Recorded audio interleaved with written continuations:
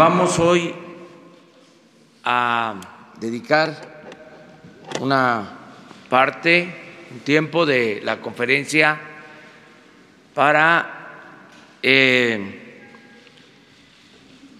dar a conocer acciones en contra de la homofobia, en contra de la discriminación, en contra de los crímenes de odio.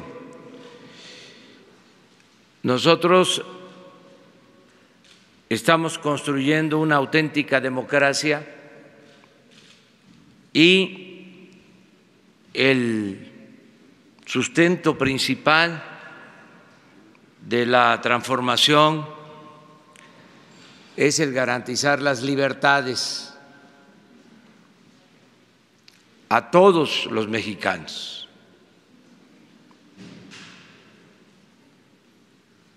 Es democracia, libertad y justicia. Por eso, en este día vamos a exponer a ustedes lo que el Gobierno de la República está haciendo en esta materia, en este tema para evitar la discriminación. Vamos a pedir que Alejandra Haas tome la palabra. Invitamos también a Genaro Lozano, un académico que exponga sobre el tema.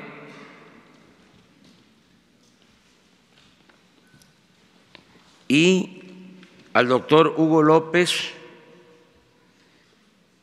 que es subsecretario de Prevención y Promoción de la Salud de la Secretaría de Salud. Entonces tienen la palabra. Empezamos con Alejandra, si les parece. Permíteme nada más. Es un honor que nos acompañe Claudia Sheinbaum, jefa de gobierno de la ciudad, Alejandra Encinas y la directora Andrea González, directora de la clínica de Condesa, que estén aquí con nosotros. Muchas gracias. Muy buenos días a todas y a todos.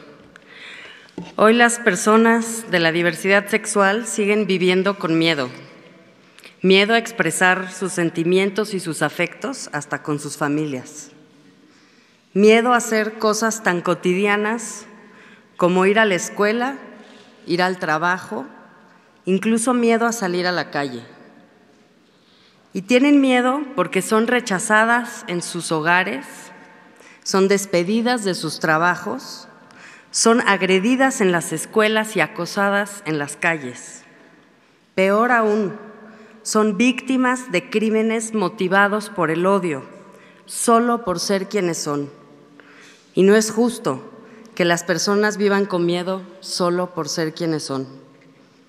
Como ha dicho el señor presidente, este gobierno ha establecido con claridad que nadie se quede atrás, que representará a todas las personas, ricas y pobres, del campo y de la ciudad, de todas las corrientes de pensamiento y de todas las orientaciones sexuales e identidades de género.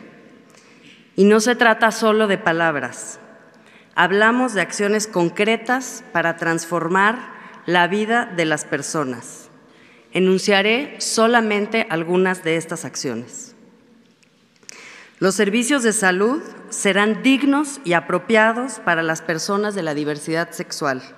Las instituciones de este sector están comprometidas con que se aplique correctamente el protocolo de atención a esta población.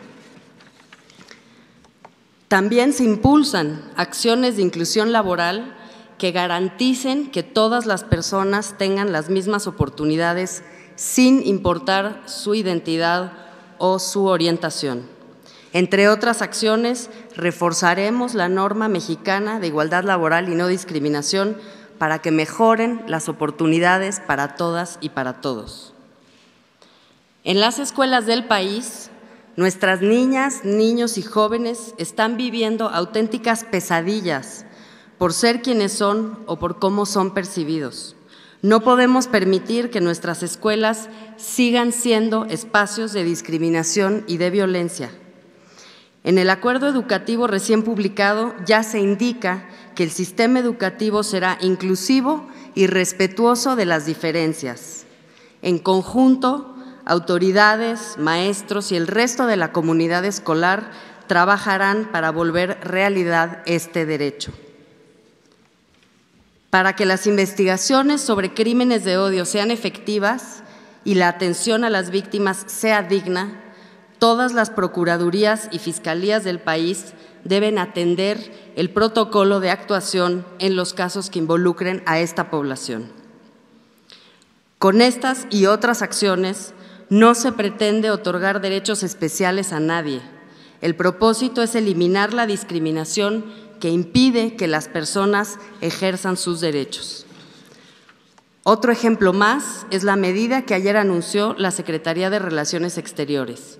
Cualquier pareja, sin importar su orientación sexual, podrá contraer matrimonio en los consulados de nuestro país. Esta mañana, el presidente de México emite un decreto por el cual declara el 17 de mayo no solo como el Día Nacional de la Lucha contra la Homofobia, sino también contra la lesbofobia, la transfobia y la bifobia. Para alcanzar la paz que tanto anhelamos, debemos empezar por combatir nuestros prejuicios. Nos lastiman y dividen a las familias y a la gente. Apoyemos las acciones que pueden impulsar esta transformación social. Todas y todos podemos aportar algo. Muchas gracias.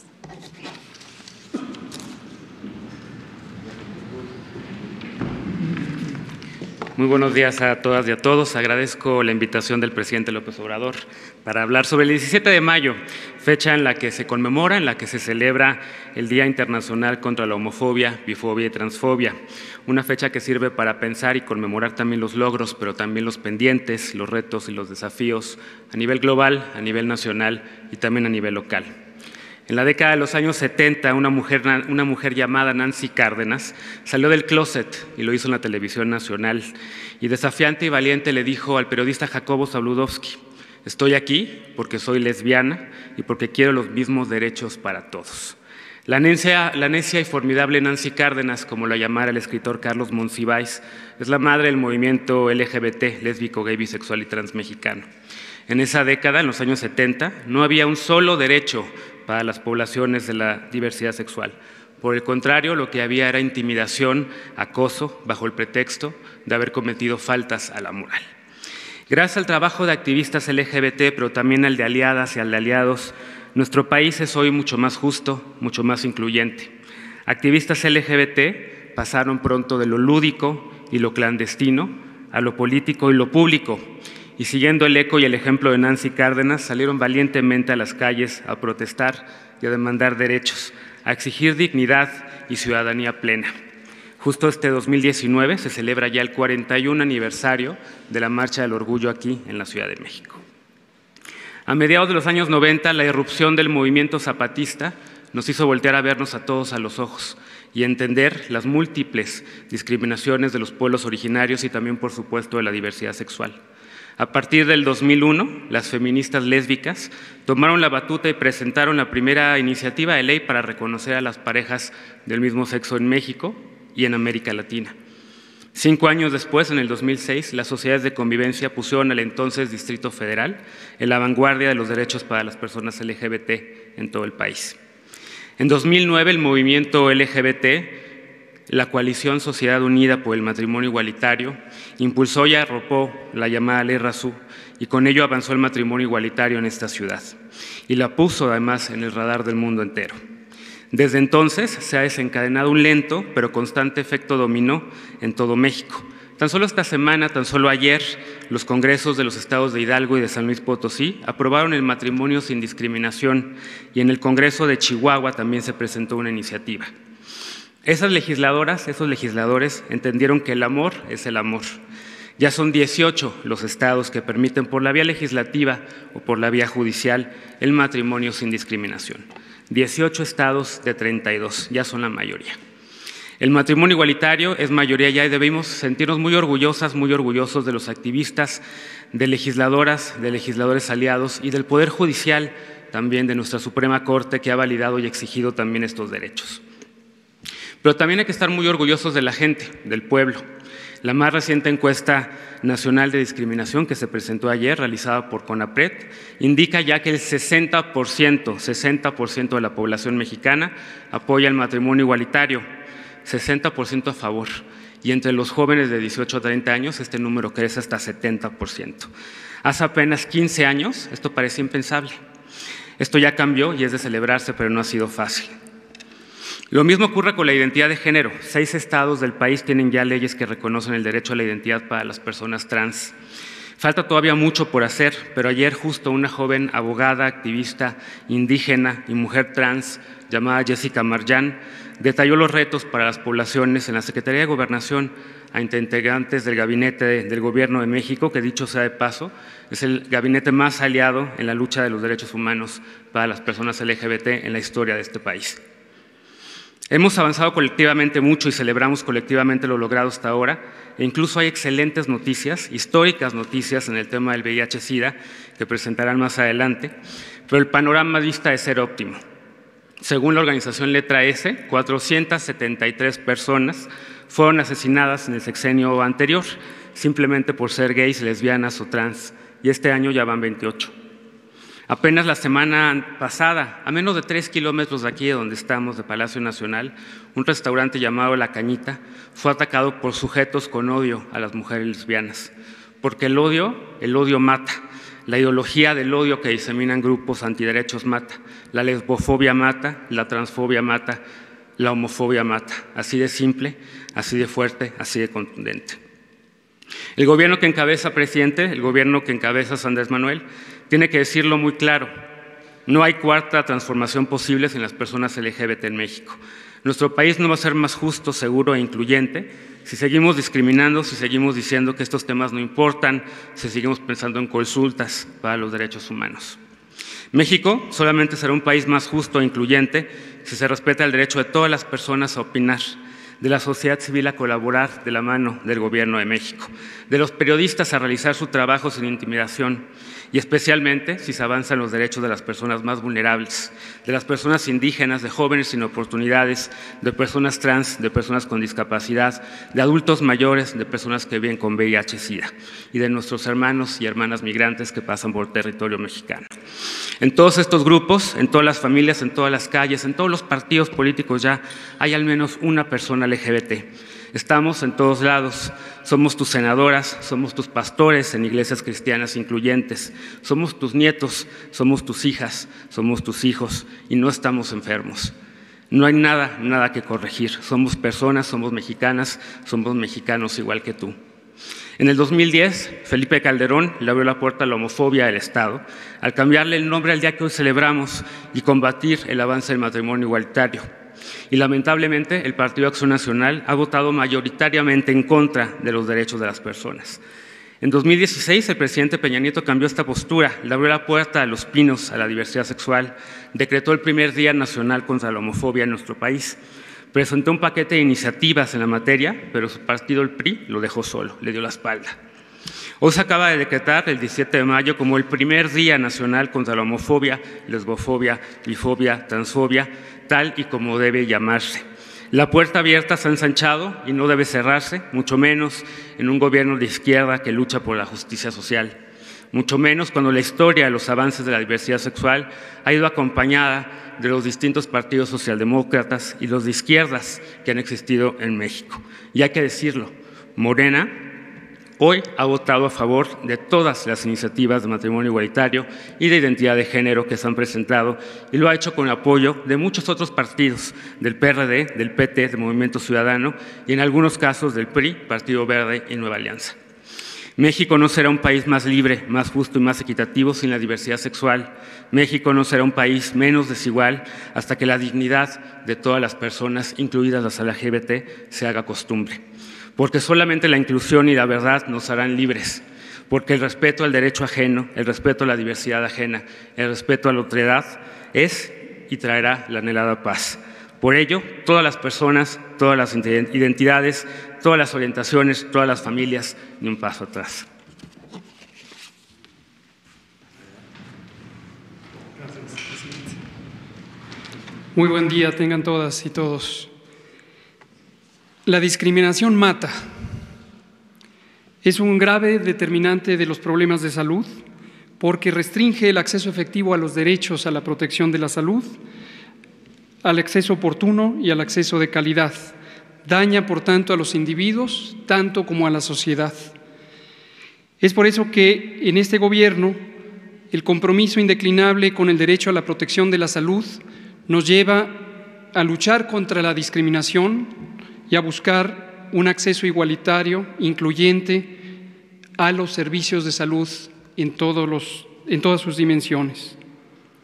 La buena noticia que ya se anunciaba tiene que ver con la manera más efectiva de alcanzar los servicios de salud, específicamente para las personas que viven con VIH. En días recientes hemos tenido la inquietud de cómo podríamos combinar dos objetivos fundamentales. El primero y superior, garantizar el derecho a la salud para las personas que viven con VIH. Y el segundo, no menos relevante, que es proteger el interés público de los intereses privados que han llevado a México a ser el país de América Latina que paga los más altos costos del tratamiento antirretroviral. Con la ayuda de expertos clínicos de probada integridad, calidad y experiencia, y de organizaciones sociales también íntegras, combativas, consecuentes, hemos tenido la propuesta de un nuevo paradigma para el manejo del VIH en México. Este nuevo paradigma nos permitió una ágil e inteligente combinación de optimización médica de los tratamientos con una mejor capacidad de negociación que ha permitido proteger el interés público. En ello quiero agradecer la muy dedicada colaboración de la Ciudad de México, del Gobierno de la Ciudad de México y específicamente del Centro de Atención Integral del VIH de la ciudad, a cargo de la doctora Andrea González. En concreto, lo que hemos logrado es histórico. Será histórico conforme va a mejorar la calidad y oportunidad del tratamiento y el prolongar la vida con calidad de las personas que sufren con la epidemia de VIH. Pero también histórico en los ahorros. Hasta el momento hemos tenido ya un abasto continuo de los medicamentos que estaban pendientes y quiero dejar en claro que precisamente por la colaboración generosa del Gobierno de la Ciudad de México pudimos asegurar que en ningún momento se perdiera el abasto en las entidades federativas.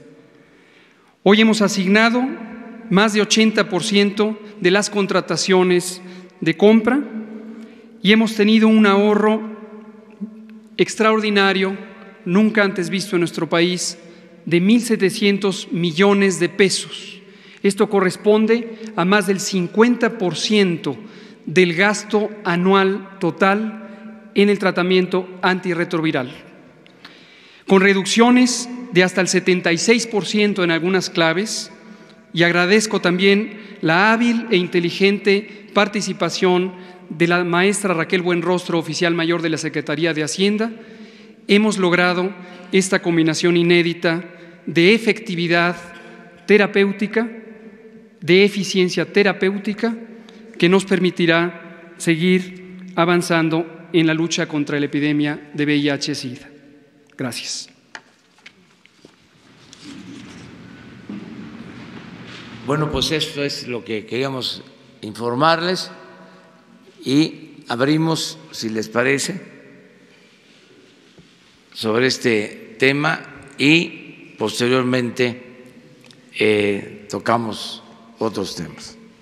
Buenos días, presidente. Sobre este tema, preguntarle si su gobierno va a impulsar el matrimonio igualitario, es decir, que ya haya leyes federales, o sigue pensando usted que es un tema que debe ir a consulta. Muchas gracias. Ya hay un marco legal establecido, las leyes, tanto en lo que tiene que ver con la federación, los estados, ya hay resoluciones de la Suprema Corte de Justicia y eso es lo que se va a respetar, básicamente. ¿No se necesita una ley que se mande al Congreso para que se discute? No, considero que ya están garantizados los derechos de las personas para ejercer su libertad.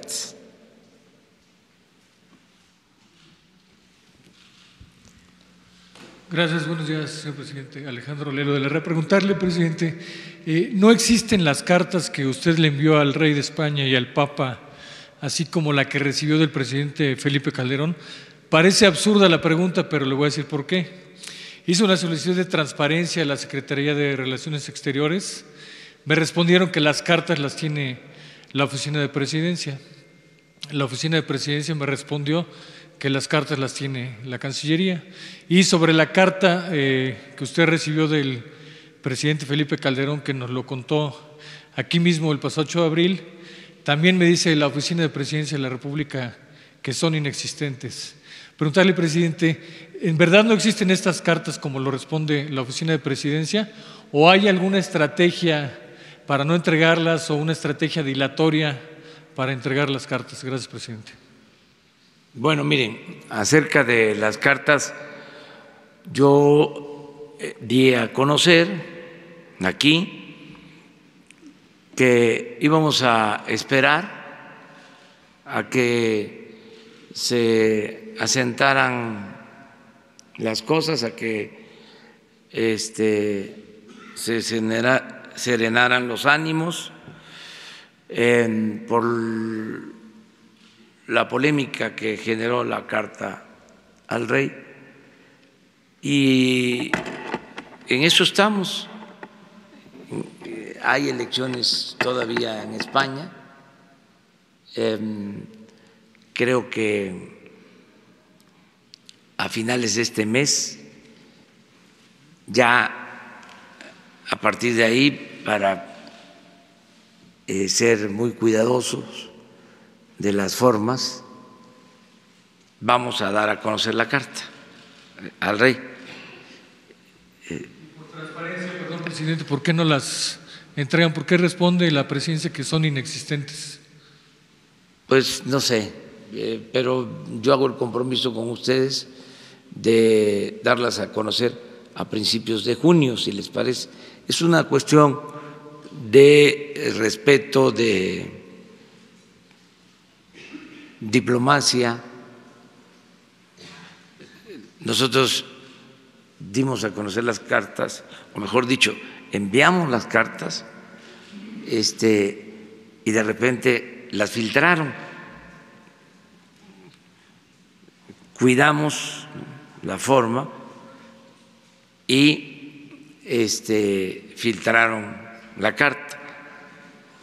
Entonces vamos ahora a dar a conocerla a principios del mes próximo, que pasen las elecciones. Acerca de la carta de Felipe Calderón, pues eso, mañana se las entregamos. El lunes, sí, es que ya es viernes. El lunes se las entregamos, ¿sí? Si les parece. Gracias. La otra muy breve, presidente. Ahora, ¿por qué no tuvimos invitados para esta conmemoración siempre ha habido el Día de las Madres, el Día del Niño, etcétera, y hoy no tuvimos invitados, no aquí en primera fila. Pero a no ver, en primera pásenle fila. acá. No era pregunta. Gracias, presidente. No, sin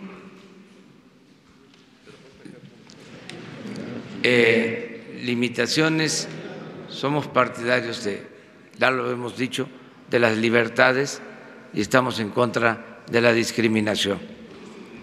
Y Alejandra leyó un párrafo. ¿Me puedes? No, sobre lo que he sostenido. Aquí, como ha dicho el señor presidente. Sí. Nadie se puede quedar atrás. Vamos a representar a todas las personas, a ricos y pobres, a quienes viven en el campo y en la ciudad, de todas las clases, de todos los sectores, de todas las religiones, a libres pensadores, agnósticos, ateos, de todas las corrientes de pensamiento y de todas las orientaciones sexuales e identidades de género. Este es un gobierno que representa a todas y a todos los mexicanos. Por eso,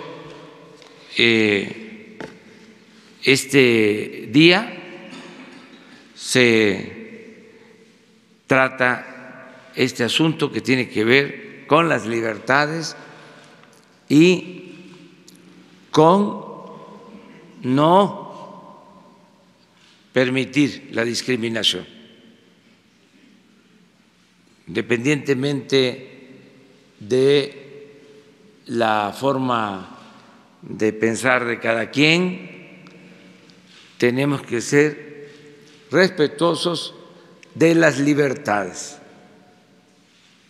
No es un asunto de tolerancia, es un asunto de respeto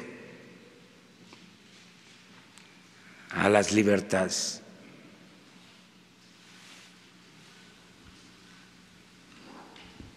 Gracias, presidente. Buen día. Alfonso Bárcenas, de Cadena Raza, Radio 620. Preguntarle sobre el tema educativo, ahorita aprovechando la presencia de la jefa de gobierno, la doctora Claudia Sheinbaum, en torno a que se había anunciado el programa de comida caliente en los planteles educativos de primaria y secundaria. Sin embargo, presidente, hay algunos planteles, y usted le había comentado que todos los niños tienen derecho a la educación y a la alimentación, hay unos planteles de tiempo completo que aún se resisten a dejar los comedores. Sabemos que son comedores que lo maneja la gente, un sector privado y la dirección.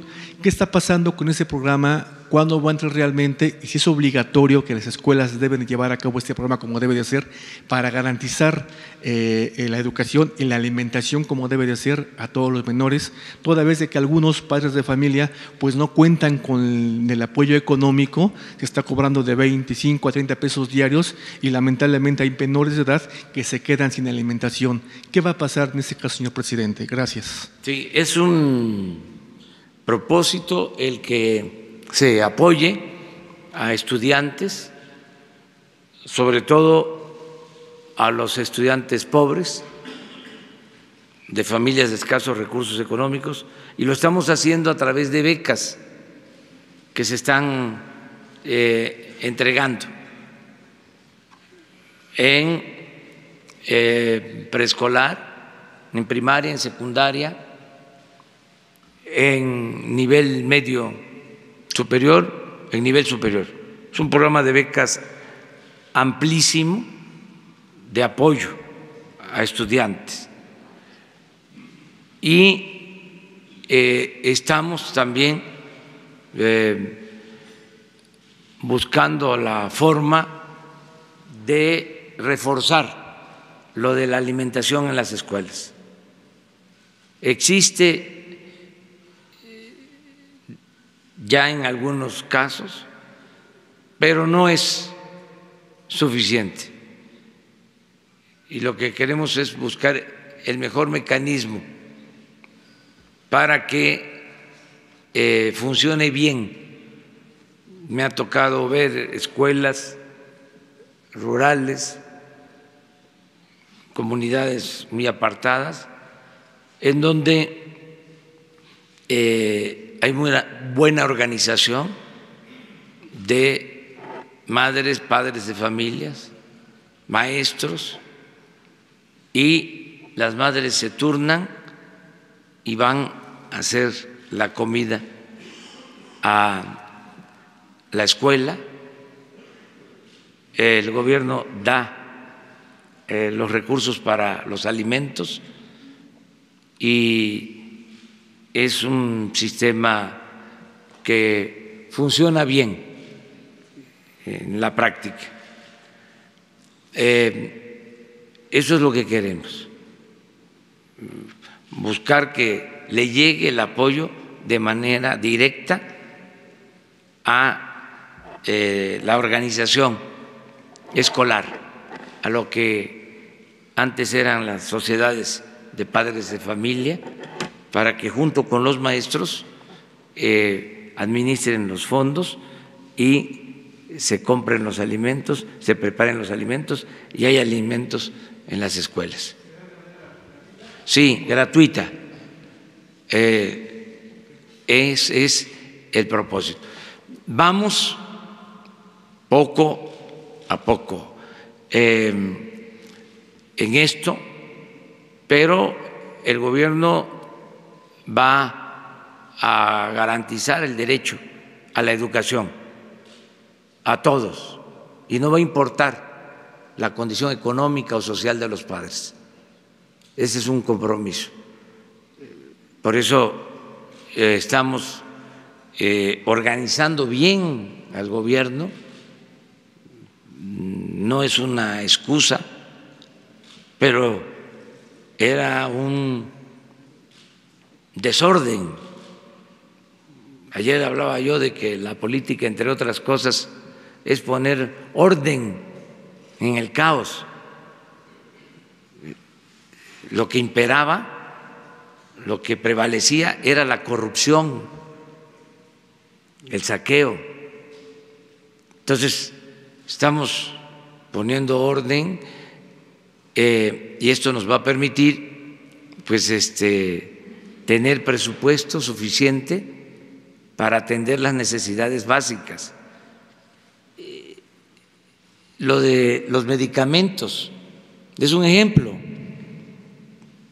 de cómo se repagaban los medicamentos. Se constituyó la venta de medicamentos en una de las industrias más lucrativas de México en los últimos tiempos por la corrupción. Entonces, al terminar con todo eso, pues se va a poder ayudar muchísimo más a la gente, va a rendir más el presupuesto.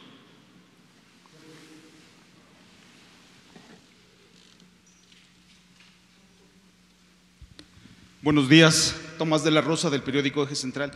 Señor presidente, hace un par de días comentó sobre la inversión extranjera directa, 10,000 millones de dólares, que es más que el primer trimestre del año 2018, pero me gustaría saber si tiene el dato de cuánta de esa inversión es inversión nueva, porque en el primer trimestre del año pasado fue solamente 14% la inversión nueva.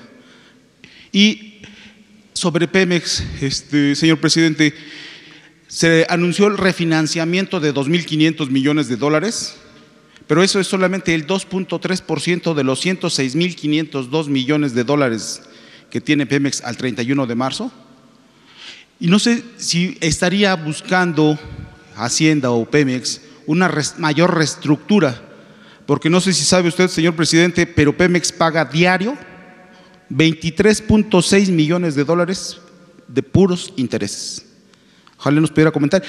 Y un poquito también, la cuestión de Mexicana de Aviación, señor presidente, está ahí. Y me recuerdo que usted en campaña había comentado, había prometido que los iba a revisar el caso para apoyarlos. Hoy en día ya van, creo que 150 trabajadores de Mexicana que han fallecido y no tienen un peso para su liquidación. Gracias, señor presidente. Bueno, acerca de esto último, nosotros estamos esperando que se decida sobre los juicios que existen. El compromiso que hice fue el de no intervenir y mucho menos actuar en contra de los trabajadores. Y estoy cumpliendo con eso, esperando que el Poder Judicial resuelva.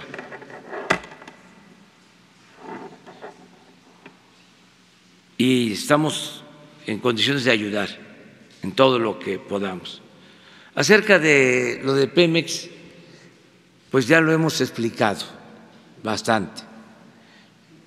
Pemex fue una empresa maltratada por los tecnócratas corruptos,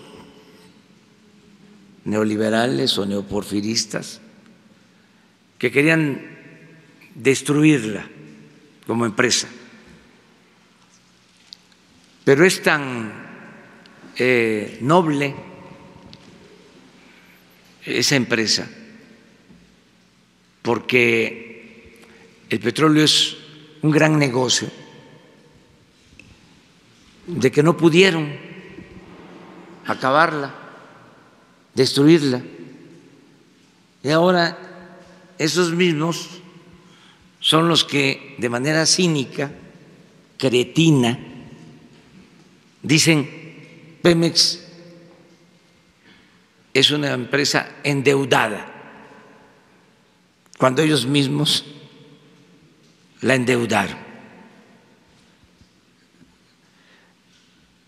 Pemex tiene esa deuda, pero tiene también mucho potencial. Estamos descubriendo nuevos yacimientos petroleros, nada más que esto no se difunde, esto no se dice, y vamos a producir mucho petróleo. Vamos a recuperar la capacidad productiva de Pemex. Y sí, Pemex tiene una deuda de un poco más de 100,000 millones de dólares, 107,000 millones de dólares aproximadamente, que por cierto no ha crecido esa deuda en lo que llevamos, ni va a crecer. 1.3. No. Según datos de Pemex. No hay incremento de deuda en términos reales. Oiga, señor presidente, pero permíteme, porque es muy interesante. Ojalá ya, como dicen los jóvenes, ya chole con esto, ¿no? Con todo respeto. Pero está bien seguirlo explicando. Miren, Pemex tiene esa deuda que se contrajo en los gobiernos anteriores, cuando no se debió endeudar a Pemex. Como se padece de amnesia, hay que estar recordando de que con Fox y con Calderón se recibieron dinero, se recibieron fondos, se recibió dinero por la venta de petróleo al extranjero como nunca en la historia. Raudales de dinero. Y todo se fue por el caño de la corrupción o se utilizó para financiar el gasto burocrático. También saben para qué, para condonar impuestos a sus allegados. Entonces, no se debió endeudar a Pemex como se hizo. Pero nosotros estamos optimistas porque Pemex produce mucho, es la empresa más rentable de México y es una de las empresas más rentables del mundo, por una razón sencilla: no se le paga renta a la naturaleza. Extraer un barril de petróleo cuesta $10 y se vende en $60. Son $50 de ganancia por barril. Por eso sopilotean tanto, porque es un gran negocio. Entonces, bien administrado, vamos a salir adelante con Pemex, no vamos a tener ningún problema y vamos a cumplir con todos los compromisos sin utilizar fondos de estabilización, sin solicitar deuda. Estamos haciendo un esfuerzo de ahorrar para rescatar a Pemex, que es una empresa fundamental de la nación, y lo vamos a hacer. ¿Por qué no reestructurar, señor presidente, más deuda? Digo, 23.6 millones de dólares diarios de pago de intereses es muchísimo. Nosotros vamos a tener cada vez menos deuda, se van a pagar menos intereses. Acabamos de hacer una operación, la voy a volver a explicar. No, fueron 2.3% de la deuda que se reestructuró. Hasta 8,000 millones de dólares tenemos disponible. Pero en el caso de reestructura, que se necesitara, pero no lo requerimos. Es por si las moscas, ahí está. Pero miren lo que se logró: un fondo que estaba pactado a 3 años se amplía a 5.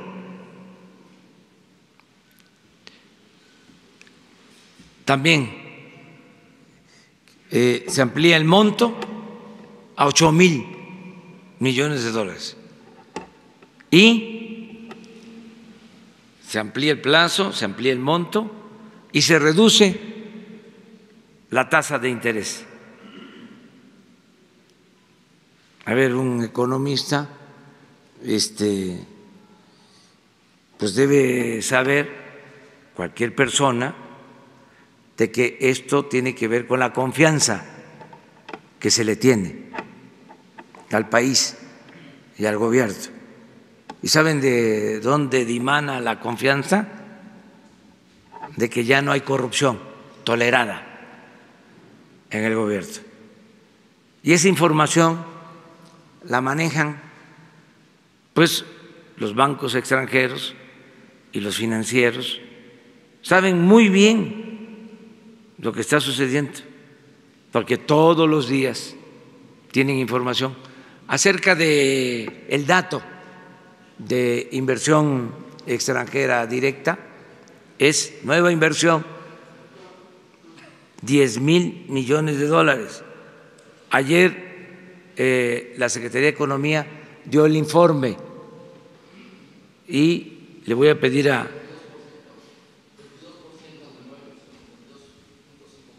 22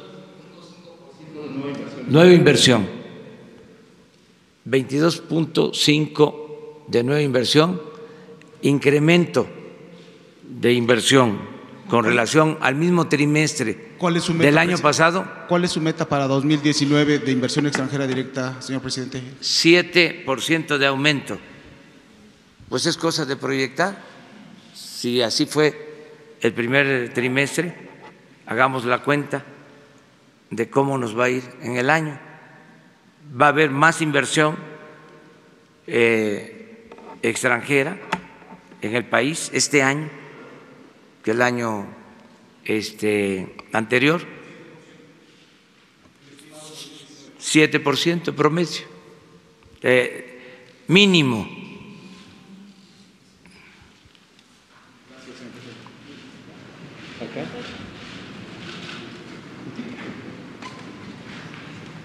Sí. Buenos días, señor presidente. Jaime Hernández, del periódico digital Bajo Palabra. Retomando el tema que usted comentó hace un momento sobre apoyar con alimentos a la niñez de la educación básica en el país. El fenómeno de la obesidad es un hábito que viene afectando a gran parte de la población, no solo de la niñez, sino adulta. Aquí viene la pregunta: el sector educativo, las escuelas y los padres de familias, creo que no hay que dejarlos solos. Habría que orientarlos a través de quizás del sector salud para privilegiar la orientación alimenticia de la niñez en el país. Sí, es fundamental. Todo lo que se haga para prevenir da resultados. En el caso de la medicina está demostrado que lo mejor es lo preventivo, mejor que la medicina curativa. Y esto tiene que ver con alimentación, tiene que ver con la educación para la salud, tiene que ver pues con la orientación nutricional, tiene que ver con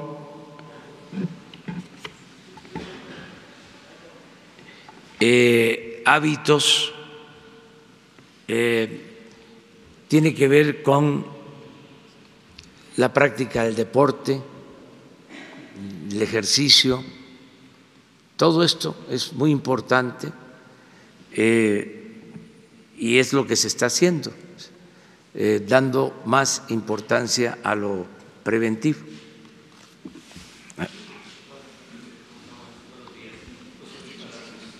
De Página Ciudadana, después de varios años volverlo a ver. Dos preguntas. Una, dice, el destino nos alcanzó, hay mucha contaminación. ¿No sería bueno retomar los ventiladores que propuso el ingeniero Alberto Castillo, que tanta burla le hicieron en el pasado y son utilizados en otras naciones? ¿No es momento de repensar y retomar esa propuesta? Es la primera bola. La segunda bola, señor, usted habla de justicia. ¿Es justo que la clase media, la clase trabajadora, pague impuestos, ICR, pague por trabajar? ¿Cuál es su opinión? Mire, Claudia tiene que irse, pero a mí me gustaría que antes de irse que contestara a la primera pregunta. Gracias, presidente. Buenos días.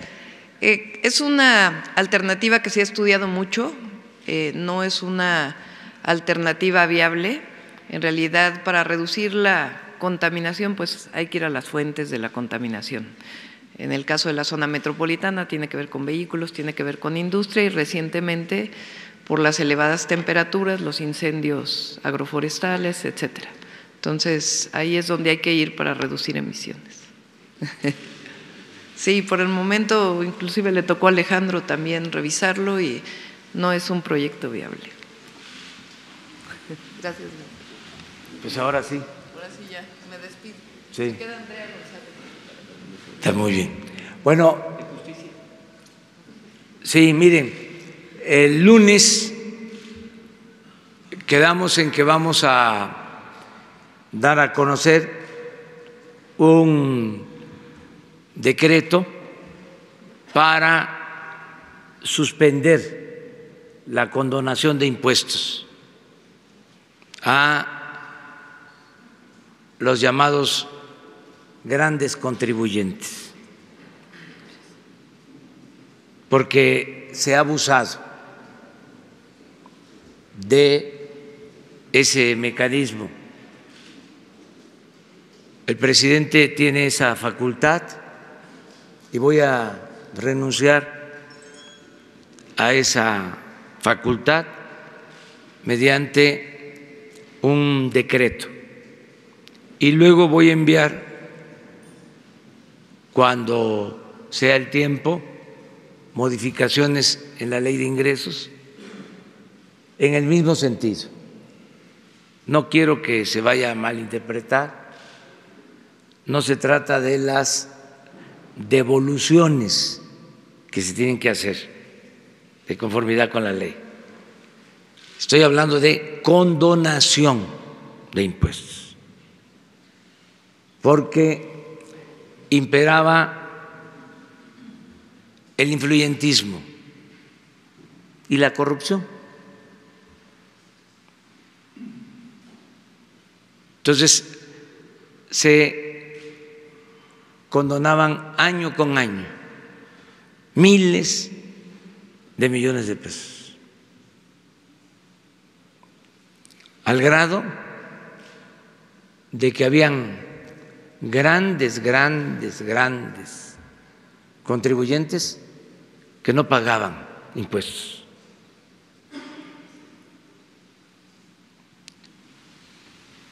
Mientras, en efecto, las clases medias y los trabajadores sostenían la hacienda pública. Muy injusto y muy hipócrita, porque el conservadurismo, si ustedes se acuerdan, tenía como bandera el que pagaran impuestos los viene, los franeleros, los que se buscan la vida como pueden, porque se les cerraron las opciones, las alternativas, mientras ellos no pagaban impuestos. Una gran hipocresía. Entonces, eso se va a terminar. El lunes vamos a informar sobre este asunto. Es parte también de los cambios. No es modificar el marco legal, no es ninguna reforma fiscal. No estoy incumpliendo el compromiso de no cambiar leyes fiscales. Dije, no van a aumentar los impuestos, no van a haber impuestos nuevos, eso se cumple. Es nada más terminar con privilegios, que se termine con estas prácticas. Y me ayuda mucho, porque ya sí,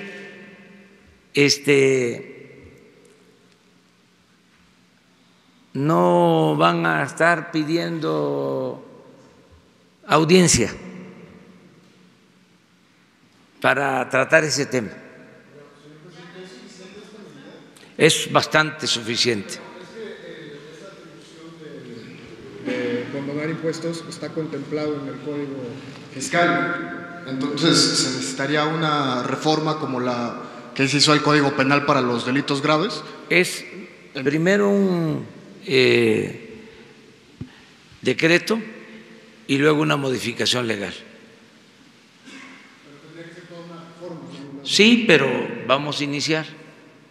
Es más, ni siquiera necesitaría el decreto, bastaría con un memorándum. O sea,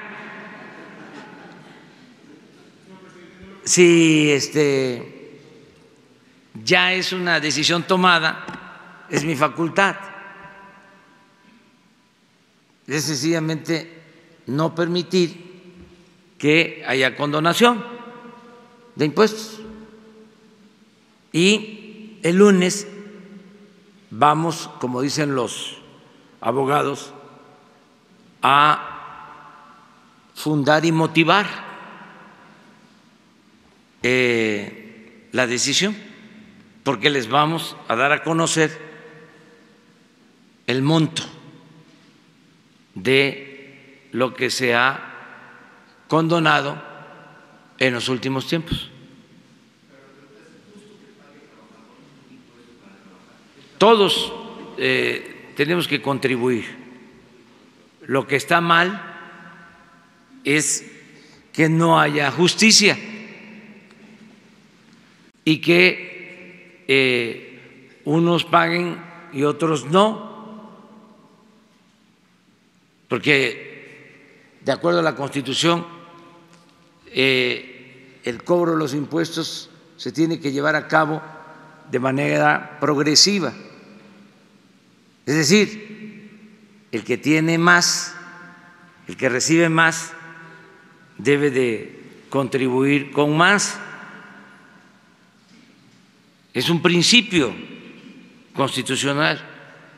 Entonces aquí no solo no se cumplía con ese principio, sino sencillamente no se pagaba, porque el que tenía agarraderas, influencias, las hacía valer. Estábamos muy mal, un gobierno corrupto, ineficiente, un gobierno dominado por el influyentismo, faccioso, un gobierno convertido en un comité al servicio de unos cuantos. El gobierno no representaba a todos los mexicanos.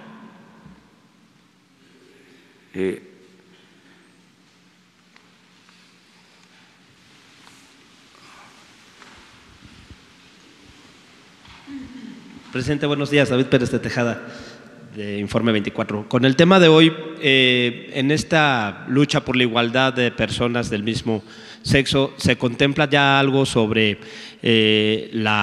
los pensiones que tengan cuando fallezca la pareja, que reciban ese dinero, esas facilidades, o para adoptar niños? Eso está en proceso, eso pues es la misma sociedad y las autoridades correspondientes las que van a decidir.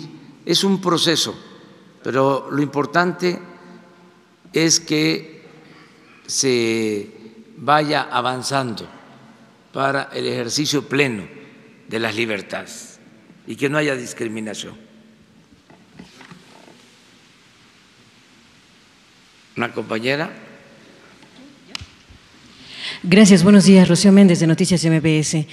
¿Qué pasó, señor presidente? ¿Aumentó el desempleo de 3.1 a 3.4? ¿Cuál es el diagnóstico que usted recibió? ¿Qué se hará al respecto? Y también nos gustaría pedirle tanto a la señora Haas como al subsecretario Encinas que nos expliquen qué acciones van a tomar al respecto de los crímenes de odio después de los datos que se dieron a conocer que continúan estas agresiones, sumando 28 homicidios en lo que va de esta administración. Gracias. Sí, mire, acerca de lo del desempleo, yo tengo información que hay más oportunidades de trabajo en la actualidad. No se mide porque no todo lo está registrando el Seguro Social. Por ejemplo, hay 500,000 sembradores que están ya contratados.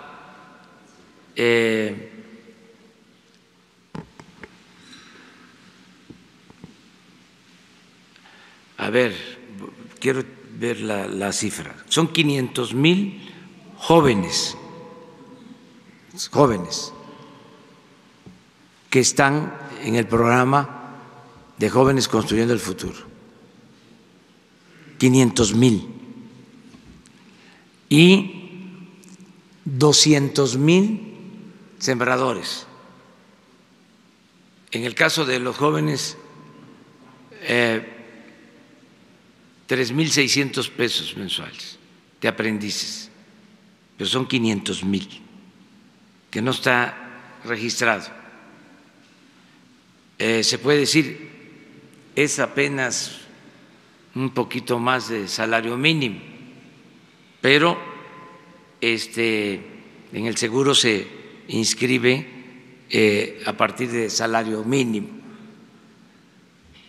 En el caso de los jornaleros, de los sembradores, son 200,000 y es un jornal de 5,600 pesos mensuales. Entonces estamos hablando de 700,000 que no están incorporados y va a ir creciendo el número. Calculamos que en 3 meses ya vamos a tener 1,000,000 de jóvenes, de 500,000 a 1,000,000, porque se está trabajando para que tengan tutores. Ya se hizo el censo, hay más solicitantes, pero se está enlazando al tutor con el joven aprendiz. En el caso de los sembradores, sí ya están completos. Este año son 200,000, el año próximo son otros 200,000, van a ser 400,000 para sembrar 1,000,000 de hectáreas de árboles maderables y frutales. Hoy voy a una gira, hoy inicio una gira por Chiapas y Tabasco para evaluar este programa. Solo en Chiapas son 80,000 sembradores. Entonces, todo esto no se registra en las cifras de desempleo, pero vamos bien. Yo no me atrevería a decirles mentiras, a decir vamos bien si no fuese cierto. Lo que pasa es que nuestros adversarios se frotan las manos pensando que nos va a ir mal, y pues se van a quedar con las ganas, porque nos está yendo bien, afortunadamente. Vamos bien y de buenas. El día 1 de julio voy a informar al pueblo de México a detalle todo, en qué avanzamos, en qué estamos igual que antes. Sí les puedo decir que casi en nada se ha retrocedido, todo ha sido avance. 1 de julio, ¿Por qué? Porque vamos a cumplir un año del triunfo y vamos a hacer un informe a detalle sobre esto. Pero vamos a pedirle a Alejandro que conteste. Sí, de manera muy puntual, el gobierno mexicano está impulsando un programa no solamente para atender las manifestaciones de este conflicto que representan lamentablemente los crímenes de odio contra la mujer.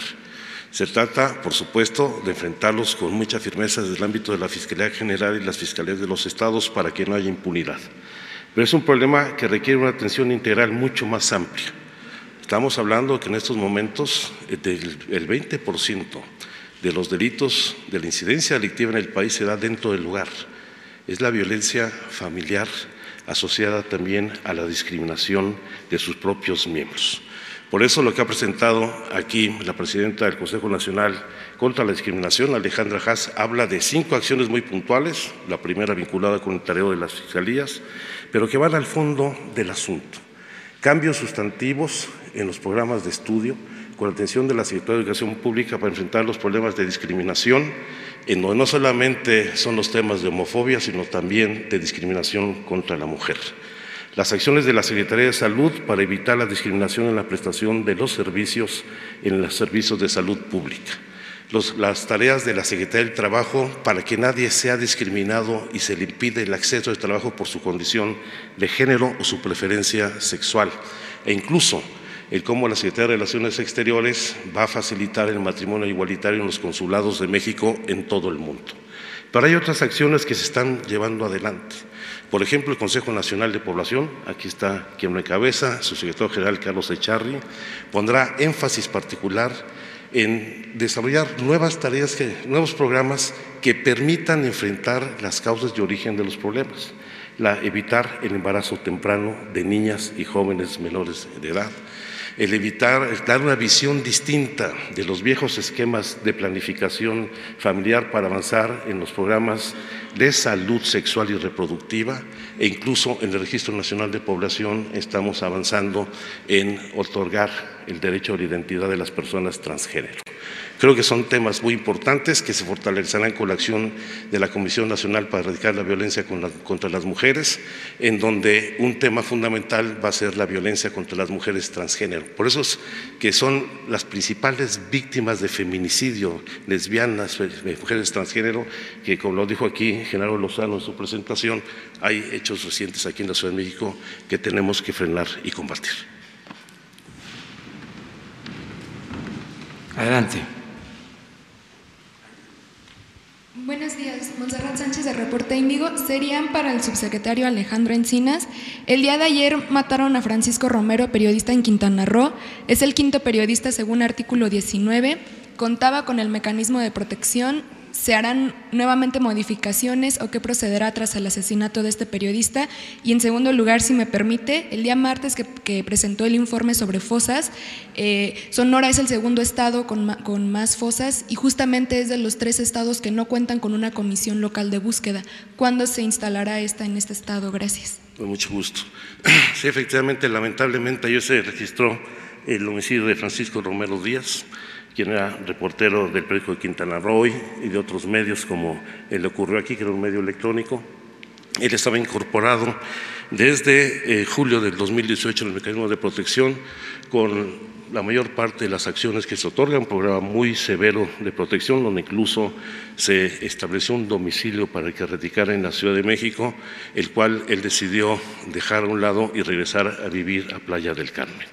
Por supuesto que estamos haciendo la investigación del caso, asociada a la que se ha abierto por parte de la Fiscalía del Estado, tomando en consideración particularmente la declaración de su esposa, quien señala que efectivamente el mecanismo había venido cumpliendo con su responsabilidad y el personal de escolta lo estuvo acompañando hasta su casa ese día donde pernoctó y lamentablemente él salió sin haber dado aviso a nadie y sucedió este percance. Pero esto tendrá que desarrollarlo, sin lugar a dudas, la investigación de la Fiscalía, y estamos dando todo el apoyo a la familia, como también al personal del medio Quintana Roo hoy, con quien hemos estado en comunicación, particularmente responsable del mecanismo Aarón Mastache, desde la primera hora del día de ayer. Y por supuesto habrá que revisar la implementación de las medidas que se otorgan para la protección, donde sí tenemos que pedirles a los beneficiarios de este programa pues que nos ayuden a cumplir con los parámetros de seguridad que se requieren para evitar este tipo de incidentes. Y en el caso de la Comisión Local de Búsqueda en Sonora, hemos ya establecido contacto con la gobernadora del Estado. Personalmente he hablado con ella y espero que en las próximas semanas quede resuelto. Va avanzando muy bien la conformación de las comisiones locales de búsqueda y esperemos ya tener la totalidad en las próximas semanas.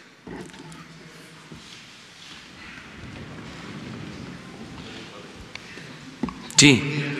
Héctor Valdés, vengo de Tulum.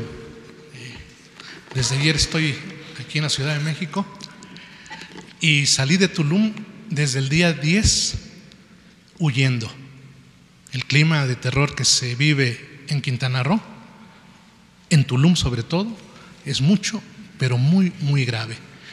Yo he tenido denuncias, acercamientos con el mecanismo de control, de protección, con todo respeto le digo, en mi caso, desde hace años, han sido muy descuidados, con todo respeto. Ayer estuve también con ellos. Mientras yo estaba aquí, a las 6 de la mañana, tratando de averiguar la manera de entrar, me enteré de que mataron a Francisco, que era mi amigo, pero ya han matado a 2 amigos míos también, uno en Carrillo Puerto, en julio, y en junio antes otro amigo también en Playa del Carmen. En esa zona es verdaderamente grave lo que ocurre y se lo digo de verdad en primera persona. Estoy amenazado de muerte, tuve que salir el día 10, dejar Tulum, dejar todo, esconderme en Chetumal y salir para la Ciudad de México desde anteayer. Hace 4 días llegué a Toluca primero y estoy aquí. Me pusieron bombas, me aventaron bombas molotov a mi casa en noviembre. Fui golpeado por la policía estatal a cargo de un personaje nefasto, Alberto Capella Ibarra. El señor pide respeto. Yo debería tenerlo también porque su policía me golpeó a culatazos. Hay un video de esto. Muchos medios nacionales lo dieron a conocer. El señor Alberto Capella Ibarra, cuya policía tiene incluso centros de detención clandestina, lo he denunciado en mi portal Tulum en Red y en Cuadratín, de donde yo también soy reportero. Di a conocer el caso de 2 policías violadores, violaron a una turista en la playa, salieron libres porque les dejaron todo a modo. El presidente municipal de Tulum, Víctor Masta, que es el personaje aliado directamente a la delincuencia en Tulum, de un corazón tricolor antes, pero ahora muy conservador, igual que el gobernador. Parece que le dejan las cosas a modo a la delincuencia y parece que ellos deciden dónde crece y dónde disminuye la delincuencia. Yo he hecho periodismo crítico desde hace 10 años en redes sociales. Tengo Tulum en Red desde hace 10 años, mucho antes que medios electrónicos existieran. Yo ya tenía Tulum en Red. Entrevisté en muchas ocasiones al señor presidente como candidato desde hace mucho tiempo, cuando no lo entrevistaban todavía. En Cafeto comimos alguna vez. Estoy de verdad lastimado, sobre todo porque ayer, mientras estaba yo acá afuera en La Moneda, me enteré de que Francisco lo habían matado y estoy consternado porque a mí, después de esta golpiza que le dije, un policía estatal me dijo que yo ya estaba muerto. Me dijo: tú ya estás muerto, hijo de… nomás que no lo sabes todavía. Un policía estatal. El señor Alberto Capella Ibarra no se pronunció al respecto, ni el gobernador tampoco. Se dio a conocer en medios nacionales. Siguió. En marzo en abril todavía. Eso fue en marzo, me golpearon en abril, me tendieron una emboscada, sujetos. En la noche me dijeron, así como le dijeron a Francisco, hay un cuerpo abandonado en un vehículo en tal lugar. Fui para allá, pero di aviso a la policía. Nunca me muevo sin dar aviso, jamás lo hago. Le di aviso, no hizo caso la policía. Yo llegué porque ese es nuestro trabajo. Ese es nuestro trabajo y es casi en guerra lo que hacemos. Yo he cubierto balaceras, bombas que tira la policía en contra de la población. Lo pueden encontrar ustedes. Lo que ocurre ahí es verdaderamente grave. Y ahora yo, temiendo por mi vida, me salí desde el 10. Llegué aquí tratando de conseguir justicia, tratando de conseguir a demandas que tengo pendientes desde hace mucho tiempo, varias, muchas. Tratando de conseguir audiencia con ustedes, porque el mecanismo de protección a mí me dejó al garete y sin respuesta. Igual que artículo 19, lo digo francamente, es decir, uno termina descreyéndose de todas las instituciones y dan ganas de decir lo que alguna vez una persona importante en la vida de todos dijo, ¿no? Al diablo con las instituciones, si no sirven. Yo no sé qué va a pasar. El periodismo no lo voy a dejar. Estoy absolutamente convencido de que he hecho un trabajo honesto, serio, responsable. A diferencia de algunos reporteros de provincia, nunca ni siquiera ocupo altisonancias. Mantengo mi página con mi nombre visible, porque no creo en el periodismo anónimo. Incluso mis datos, mi dirección y todo, nunca había sido motivo de orgullo. Nunca había sido motivo de preocupación, porque yo estoy seguro de que he hecho un periodismo honesto. Pero este gobierno que tenemos en Quintana Roo es un gobierno de terror, lo digo de verdad. Los grupos delincuenciales, el cártel Jalisco Nueva Generación se estableció coincidentemente a la llegada del gobernador Carlos Joaquín González. El grupo de los Rojos, que aparentemente es el que me amenazó recientemente, llegó coincidentemente con Alberto Capella Ibarra, que había estado en Morelos, donde además se le señala medios de comunicación de haber estado coludido con ellos. Yo no lo sé, no puedo asegurarlo. Lo que sí sé es que los vendedores de droga, ustedes no tienen idea de lo que pasa en Quintana Roo, lo que pasa en Tulum. En un tramo de esta pared aquella hay 20 dealers vendiendo a la vista de todos y preguntándole a cada persona que pasa si quiere algo para la fiesta. Mexicanos y extranjeros, hay sobre todo extranjeros, y vendiéndoles ahí mismo y haciendo la transacción ahí mismo. Pasa la policía estatal, lo mismo que la municipal, el mando único ahí, en ese lugar en Tulum, ha estado presente desde la administración actual de Víctor Masta, que por cierto es primo hermano de uno de los grupos delincuenciales más peligrosos en Tulum de los últimos 20 años, y que usó a un grupo también muy conocido como su equipo de seguridad en la campaña. Y la policía entonces pasa y saluda a los dealers. A veces detiene a alguno y a la hora están de regreso ahí. Lo que está sucediendo de verdad es increíble. Pueden revisarlo en las páginas de Cuadratín o de Tulum en Red. Y les digo, yo he hecho un periodismo de verdad serio en lo que yo he podido, y les puedo decir con todo orgullo, yo reto al gobernador de Quintana Roo que demuestre que yo he recibido un solo peso en toda la historia de todos los gobiernos. Tengo amigos entrañables que son directores de comunicación social y los veo a la cara y les digo, jamás me diste un chayo, nunca. Alguno de ellos, muy querido, intelectualmente muy inteligente, Salvador Montenegro, decía, ¿para qué te voy a dar chayo? Los chayos se les dan a los enemigos. Tú eres mi amigo, tú eres inteligente, tú eres capaz de decir las cosas bien, así que como tú no te metes en problemas. Pero eso era entonces, hace años. Las cosas ya cambiaron mucho y ahora el poder político se desvanece, se diluye la frontera que tiene con el poder delincuencial. En Tulum, en Quintana Roo, las cosas son gravísimas. En Playa del Carmen empezaron a disminuir los delitos y le hicieron una campaña terrible a la presidenta municipal de Solidaridad, Laura Benestein. Le hicieron una campaña enorme, le empezó a disminuir. Ella empezó a meter incluso perros para detectar drogas, policías, empezó a inhibir la venta de drogas y lo que hicieron fue, con un decreto, quitarle la seguridad pública. En Tulum el mando único está, pero hay cientos, no es broma, cientos de vendedores de droga, 20 vendedores donde yo me siento a tomar café, ahí están a la vista de todos, la policía pasa. Si uno da a conocer algo, la policía te amenaza de muerte, como en mi caso. Si cubro una balacera, que hay muchas, y las he cubierto, pueden revisar, te amenazan de muerte los delincuentes. ¿Dónde? ¿Dejar el periodismo? ¿Dejar de hacer lo que hacemos?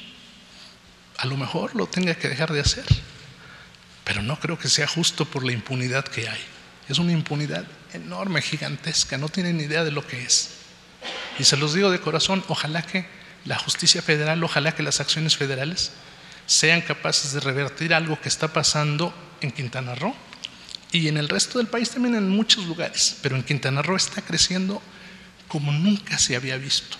Nunca jamás en toda la historia, ni en los gobiernos más oprobiosos yo había visto esto. Nunca fui tan amenazado, y fui amenazado antes, y fui metido a la cárcel, pero nunca jamás había visto lo que estoy viviendo ahora, jamás, en toda la historia de Quintana Roo. Y el gobierno de Roberto Borge, que yo lo criticaba cuando todos lo aplaudían, los mismos que ahora están aplaudiendo al gobernador en turno, yo criticaba a Roberto Borge, ellos lo aplaudían también. Nunca recibí un peso, ni del gobierno municipal tampoco, pero a cambio, el presidente municipal en su campaña dijo que lo único que tengo es un carro pagado a plazos, todavía lo terminé de pagar, 3 años. Fue capaz de decir frente a gente que me lo había comprado el PRI, cuando yo nunca he sido priista. Yo he sido, y lo dije en mis redes sociales, lo dice, yo soy peje zombie desde hace muchísimos años. Pero incluso se envenena el ambiente. Hay una cantidad de acciones que hace el poder, envenenan el ambiente, empiezan a sembrar, es un chayotero, recibe dinero del cacique aquel, recibe dinero de esto.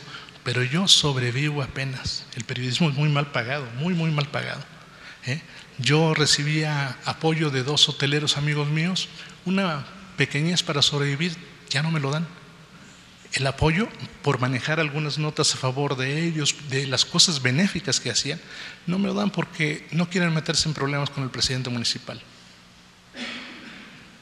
Lo van ahogando a uno, le terminan ahogando económicamente, empiezan a amenazarlo, empiezan a querer emboscarlo. A mí me quisieron emboscar, bombas en mi casa, amenazas de muerte todos los días. Yo no sé qué se puede hacer, pero yo creo que urge que la impunidad, sobre todo en Quintana Roo, se termine, de verdad, y de corazón se los digo. Muchas gracias por... Mira, nosotros vamos a luchar, como lo estamos haciendo, todos los días para garantizar la paz y la tranquilidad en el país. Es nuestro compromiso, es todo un desafío y estoy absolutamente seguro de que vamos a salir adelante, de que va a haber justicia y va a haber paz y va a haber tranquilidad en el país. Y yo puedo aquí exponer sobre las razones de mi optimismo, pero solo les diría que ya no se tolera la corrupción, la impunidad en el gobierno de la República y que eso es una ventaja. Yo dije para aclararlo, al diablo con sus instituciones, porque sostenía y sigo sosteniendo que las instituciones estaban secuestradas, estaban tomadas al servicio de una facción, de un grupo. Ahora es distinto. Ahora las instituciones tienen que estar al servicio del pueblo, de los ciudadanos. Entonces, vamos nosotros a hacer todo lo que esté de nuestra parte, lo estamos haciendo todos los días. Yo repito, estoy optimista. No es un asunto fácil, porque dejaron al país en una situación lamentable. Todo esto que está pasando es, pues, el saldo de 36 años de política neoliberal, 36 años de abandono al pueblo, 36 años de corrupción, de impunidad, y por eso se desató la inseguridad y la violencia como nunca se había visto. Pero todo esto va a cambiar, y en tu caso, que mereces todo nuestro respeto y toda nuestra protección, nuestro apoyo, nuestra ayuda, Alejandro va a hablar contigo ahora para ponerse de acuerdo, protegerte, apoyarte, respaldarte en todo, para que puedas ejercer tu oficio, que es un noble oficio, y que así todos los mexicanos podamos trabajar y vivir en paz. Ese es el propósito. Yo quiero aprovechar también, porque son casos que duelen mucho, todos los homicidios, todas las pérdidas de vidas humanas duelen, todas. No somos robots, somos seres humanos, tenemos sentimientos. Nos duele lo que sucede en el país, sobre todo cuando pierden la vida mexicanos, seres humanos. Y por eso quiero aprovechar para mandar un abrazo a el diputado Marco Adame, que perdió a su hermano, también por la violencia que desgraciadamente prevalece en el país. Y a todos nuestros más sentidos pésames, y al mismo tiempo acompañado de ese pésame, de esa solidaridad, el compromiso sincero, serio, de que no vamos a dejar de atender este grave problema del país. Todos los días, desde muy temprano hasta muy tarde, estamos dedicados a atender los asuntos públicos y en particular lo que tiene que ver con la inseguridad y con la violencia. Estamos haciendo todo. No estamos viendo el problema por encima, no dándole importancia, lo estamos atendiendo como se merece un asunto de esta naturaleza y lo estoy haciendo personalmente y me están ayudando servidores públicos también comprometidos, me están ayudando los marinos, me están ayudando los militares, dos instituciones importantes, la Marina, la Secretaría de la Defensa, la Secretaría de Seguridad Pública, me está ayudando la Secretaría de Gobernación, me ayudan servidores públicos sensibles como los que están aquí, gente honesta como Alejandro, con buenos sentimientos, gente responsable, todos estamos trabajando unidos, juntos, para garantizar la paz y la tranquilidad, y así vamos a continuar. Ese es el compromiso que hacemos contigo, con los habitantes de Quintana Roo y de todo México, de todo México. Vamos a terminar, porque ya tengo que salir. Vamos a Chiapas, a una gira. Vamos a estar en